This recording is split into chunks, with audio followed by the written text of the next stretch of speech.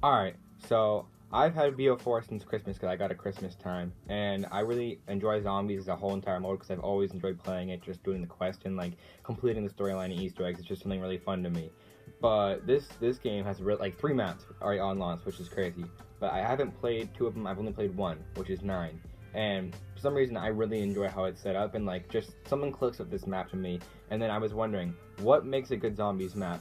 And there's a lot of reasons to me what makes a good map. I mean, a good zombies map as a whole. There's like a bunch of things that go into one big piece that just creates a whole entire good experience.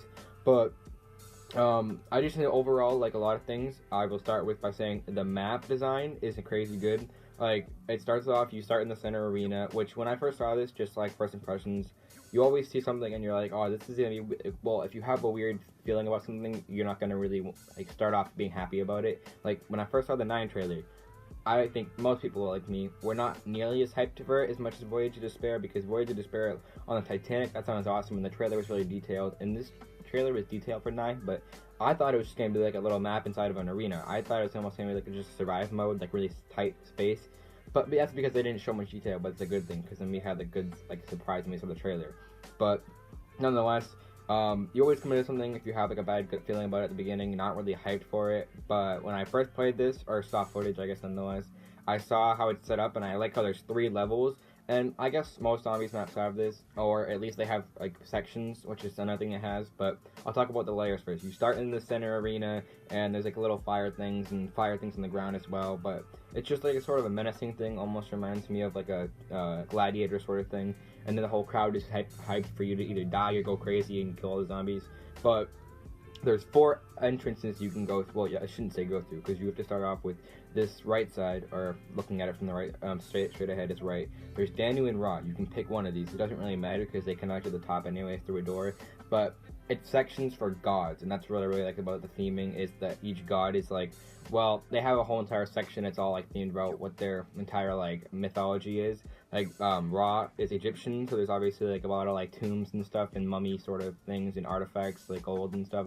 It just fits the theme, and you really feel like there was a lot of detail put into each category, because every section, even Danu, is really cool how it's like all green and like growing. It reminds me of Poison Ivy, but I know it's really not, because it's just like underground section. It's all lit up in like a little water area and just feels more earthy, I guess. But once you go through these 2, there's bosses in each stage, but they're not crazy hard to kill. In fact, if you get the level 3 of your challenges to get to the actual Pack-a-Punch pistol, it's easy to kill these. They don't even take a minute, but the bosses get you to Pack-a-Punch, but after you defeat every boss, you can like pretty much go down to the underground level, but it costs more and more buying the area. You'll also go to the 3rd level down, which is really cool, because you're like in this whole area. It's over like creepy like sewer vibe, I guess you could say. In the center of it is Pack-a-Punch, but 2 of the doors are open, the other 2 are like blocked off, and you have to get packed to open all of them. And it's just, I like the way it feels to get everything progressively like up and up into the pattern of how the map is set up.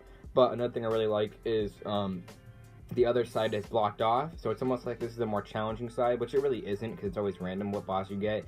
But I feel the second area is more tightly quartered, and there's a lot more like objects in your way, so that's why they like, sort of like lock it off, say, hey, you really want to just start off with this section that's easier, which is Danu and Ra, and then slowly make your way through the harder sections to get these 2 bosses defeated to get Pack-a-Punch, and then go through the rest of the story. But the 3rd levels, each one has a 3rd level too. I didn't really talk about on the 1st floor, I guess up, if you're talking about 1st, 2nd, 3rd. That's where the bosses are. You have to go in there, and it's sort of spacious, but there's obviously a limit to how much room they're going to give you for just sake of challenging and making it a little bit hard to do. And you always gotta think, do I want to save last zombie and go to the next round? Because if I save last zombie, I can probably get all the bosses done in this one round, and if I kill it, I can just start getting more points next round and get more guns and stuff. But another thing is the perks system, because I just talked about all 4 gods: Odin, Zeus, Danu, and Ra. But Zeus, I think Zeus has a special thing. I don't know why. It's just, I think it's just maybe because he's such a godlike character. But he makes whatever perk you put in that area very like have like a little upgrade boost, I guess you could say, because you can, which is awesome with this map and everything too. I guess all zombies has this season, this game BO4. You can pick where each perk is. So if you really think, oh, I really want to get first things first, I really want to get pick quick revive, you can put it in Danu or Ra, because you'll get it almost instant after buying 1 door. So it's really convenient. And if you really want to go for like the hard challenges, you can get like the big perks that make you like have more strength on your shield and better things to help like hurt the zombies around you if you're really stuck and stuff. That's another cool thing is customization is key, and this map has a lot of it. You can customize the challenges you want, which is not really different, but you can also pick where each perk is, which is a really cool feature, and I like how they do it. I like the god theme. The god theme is really cool, and it fits well with this entire map. But once you get to the basement and you open Pack-a-Punch, there's so many more options. Like, there's a really cool wonder weapon on the map. I'm not going to say how to get it because it's kind of a detailed guide, but it's essentially a really cool thing that like you hold it in your hand, and it's a scorpion. Right? I'm just going to say it's a scorpion you hold in your hand. It has like a little like charge beam, and it makes zombies float around like a chain thing, almost like Tempest. He knocks them down and they like start electrocuting. And it's just a really cool design, I guess, to me, how everything has so much like detail, because the wonder weapon could just be like a shooter, like a pea shooter, and it just looks really cool. Not cool, but it looks just bland. But the gun thing, what it does is kind of cool. But they put detail into making everything in this map so layered, and it kind of fits with the actual theme of all 3 layers. And but there's so much detail because the Easter egg is really like in depth, and you have to do a lot of steps to get everything. But if you also fit in your schedule, like while doing like almost simultaneously your challenges and going for the wonder weapon, everything just, I guess, goes well and like smoothly. If you can get everything, if you get this pattern down when you play the map more and more again, you'll just feel into it. Like everything just feels natural after a certain point. Like we've been playing, me and my friend Colin, for like the last 5 days in this map, and it's just, you kind of want to keep going for the next challenge. Like, okay, and we usually have to like hold last zombie just to like look at the Easter egg because we haven't memorized it yet in our heads, but it's just fun to do the next step and like I don't know, work towards the wonder weapon and try to get like the highest round ever and keep surviving. And it's just a fun experience. Obviously, zombies always have been that. That's the whole entire point of it. But this map, just something they did something really well, which is the map design, which is 3 layers, the perk design, and the way you get packed is just really convenient. And I know other maps have like really annoying processes, especially if I go back to like BO3, Revelations has like one of the worst ways to get packed. It's just a little complicated. This map, you still have to buy doors to get to it, but the bosses are just a joke when you get the Pack-a-Punch pistol or the Z-Harmony right at the beginning. So that's another tip. Do your challenges because they give you free rewards, and even if you have a bad affinity, which is like a skull thing on your bottom of your screen, you can still get rewards from it, which are part of the Easter egg. They're not really like things you really need, like a good max ammo, but you control your fate. That's another part. But the boss zombies that are like rounds, like the wolves are now tigers, which is really cool, good theming, and they are fast. I know wolves have always been fast, but they have this like time where they'll stop moving and you'll think, oh, is it bugged? But they'll just jump at you and you'll just be really scared because they have their red eyes and they're just beaming at your face and just like staring you down. So that's a really cool feature. I like the theming of that. Another cool thing is the boss zombie, the gladiators, I guess you can call them. There's 2 types. There's smaller ones that just jump around almost like monkeys in a sense. They like try swinging at you up close, but when they're far away, they'll just jump on top of you and like do like a little like Winston leap thing, I guess you could say. They're pretty easy to kill. I'm not gonna say it. It's just this armor system they have on them, and I guess our characters have armor in the game too when you play as like one of the 4 people in the actual story. But there's armor on each of the zombie bosses, and they'll have like a helmet and maybe 2 shoulder pads.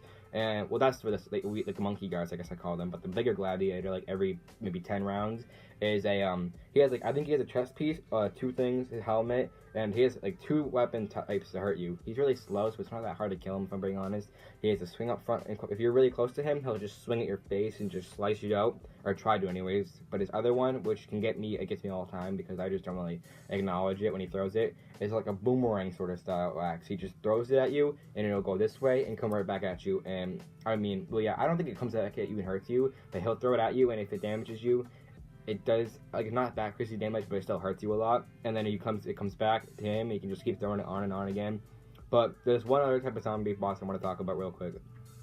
The Blightfather, which we got teased a long time ago back in Blackout's beta. It was at the graveyard, but we didn't know what it was going to be using. Well, also we got teased for it in the trailer for 9, which we didn't really know the name or any background of it. But it's actually crazy hard to, well, I shouldn't say crazy hard to kill. It's not impossible if you get your good weapons Pack-a-Punched, but it's a strong thing because it can not only when it like shoots these little things out of its back, it like screeches and it throws these little like orbs that like follow you around the map, and like they have to hit a wall to stop moving, but they'll like squirt like acid at you and they'll do pretty good damage, I'm not gonna lie. And his other attack is like, I guess, swinging, which is the mediocre thing. He just like hits you up close, but if you're really far away and he's in reach of you with his tongue, he'll spit his tongue out and you'll be like stuck and you'll be like, is my game broken? Did I just crash? No, he'll pull you back in and you'll like see his face, almost like a jump scare sort of thing. But he'll just be like, and it's really scary because like he's got giant sharp teeth and like these sort of like nostril things and like no eyeballs, so like if that thing came at me in real life, I'd be running and screaming because it's menacing.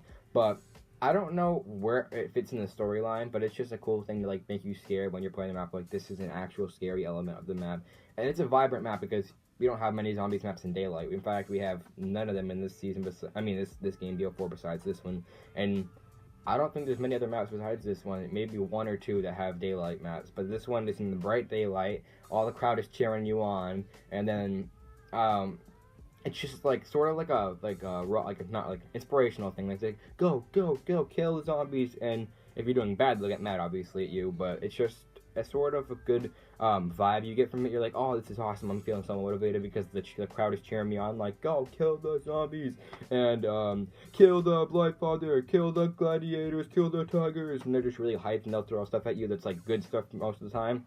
I like the way you have to build the actual weapon. Like there's a little part you have to like get these 3 parts that almost always spawn in the same locations. There's the shield, which is really cool. It has like this little like sword thing, which you can swing with it obviously, but you can also shoot like the Ajax shield in multiplayer with like, and it's just like it can die obviously, but it's not that much money to get a new one, so it's a really strong thing. I would suggest building it. And I haven't got to the end of the Easter egg, but I know that the boss fight is an elephant, which is huge. Like, I don't know, the size of a house, probably bigger. It's crazy strong, but it's not impossible. Like, this map feels reasonable. And I think someone said, like, when I saw, like, an interview with one of the developers of the zombies, they said, this is the map you start with. Maybe you make your way to this one. I mean, Voyage of Despair, and then Blood of the Dead. So it's 9, Voyage of Despair, second hardest one. And then the third one is, what's it called? It is Blood of the Dead. I don't know why I'm blanking out. But, like, so this is, like, it's sort of a beginner map, but it's still hard, because zombies has never been, like, an easy 1-2 step thing. But it's something to start with, and, like, you obviously, if you beat the Easter egg, you'll feel like, oh, I can do this more and more times. And it's just a motivational thing. And that's what zombies has always been about to me, is how motivational you feel like, oh, I'm so close to getting this Easter egg done. I want to play one more time and just get it. And it's that replayability as well, besides motivation. It makes you want to play more with motivation, but it also has that replayability. Like, oh, if I can get that one last thing, I'm right near the boss fight. So you just keep playing more and more until you actually get to the end. And it's such a rewarding feel you get when you, oh, I killed that elephant. Let's go, it's dead. But nonetheless, that's always how zombies have been. But this map just clicks with me on another level. And even back then in Infinite Warfare, no one liked that game pretty much. But I bought it because I really liked the 80s vibe it had for Zombies in Spaceland. And I still to this day play that map because I just like, I've memorized in my head how to get every single wonder weapon, and it's not easy. It takes a couple rounds, like probably almost 20 rounds. But I just feel so much fun when I get the Discord and just start making zombies do breakdancing moves and stuff.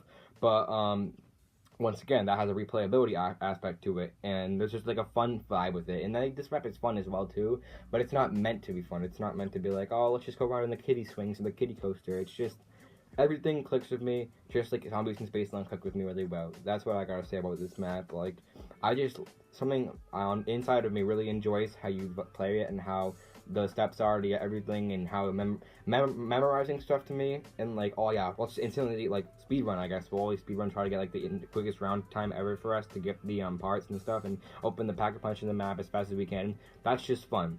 And this map brings fun to me with doing those kinds of things. So that's all I really had to say about the map. If you were asking me what I think of it, I would give it an 8 or a 7.5 out of 10, because I just like so many aspects of it, and they all just collide to make this one really good end result, which is 9. And I just love how it feels, and I love playing it, and it's just a really cool thing all in all. So if you're just asking how I feel, that is how I feel. Anyways, if you did enjoy this video, please hit that like button. They're always welcomed. And if you are new, hit that subscribe button as well. And when you do hit that, make sure to hit the little bell notification to turn it on and ringing, so you know whenever I upload a new video. And other than that, I'll be up here with another video soon. Peace out.